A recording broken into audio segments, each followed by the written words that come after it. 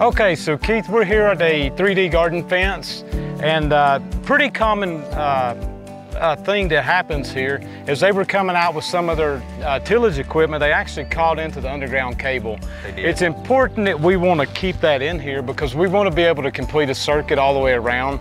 If we do get a fault on one side, by making a complete circle with this fence, we should feed electric to that fault from one direction and then back feed. Our total voltage will go down, but we will maintain voltage past the fault. Where a lot of times you'll see electric fence run down and dead end. Yeah. When that happens, when that fault hits, it's dead beyond that point. So you have nothing from there on. And in a situation like this, we really want to make sure we're protecting these as much as possible. And the last thing we want is some of the horses, some of the deer, some of the antelope to start getting into this garden. We'd rather keep them out to start with. So obviously, Van, it is a good idea for us to keep this circuit complete. So we'll just get down here, we'll show everybody how to make just a quick repair. We've got this pulled out, we've got it trenched, and we're ready to go. Yep, sounds good. We'll get on it, Keith. So what we're gonna do here is we're gonna pull that up and run it underneath our knot. And by running underneath the knot, it holds everything in nice and tight, keeps any animals from getting the hoof caught in there and ripping their hide out. So we're gonna pull up to our split boat and go ahead and strip this back a little.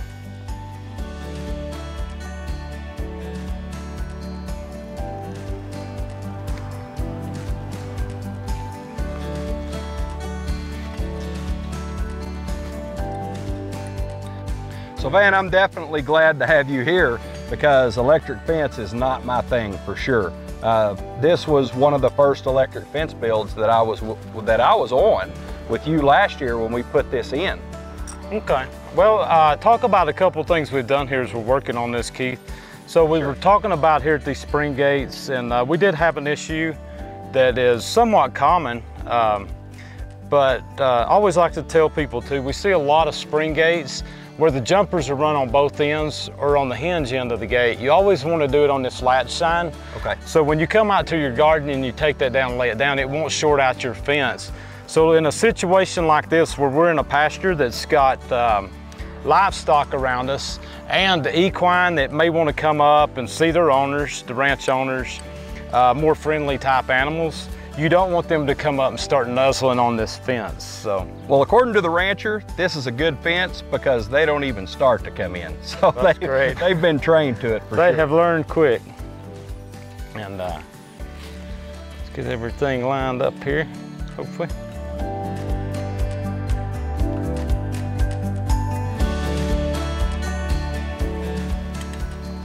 About to go, Winnie.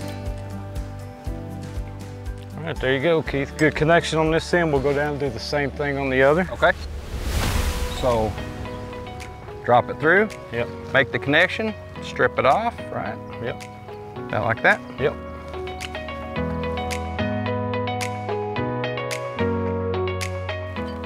Good tight connection.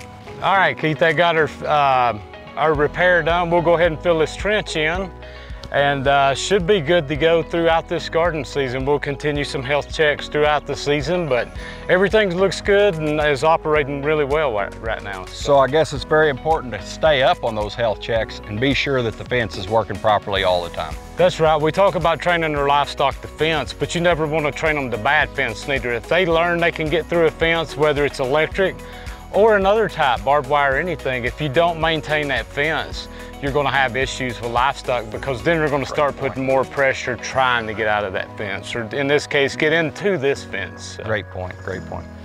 Guys, when it comes time to purchase your high tensile smooth electric fence wire, remember Beckart, made in the USA.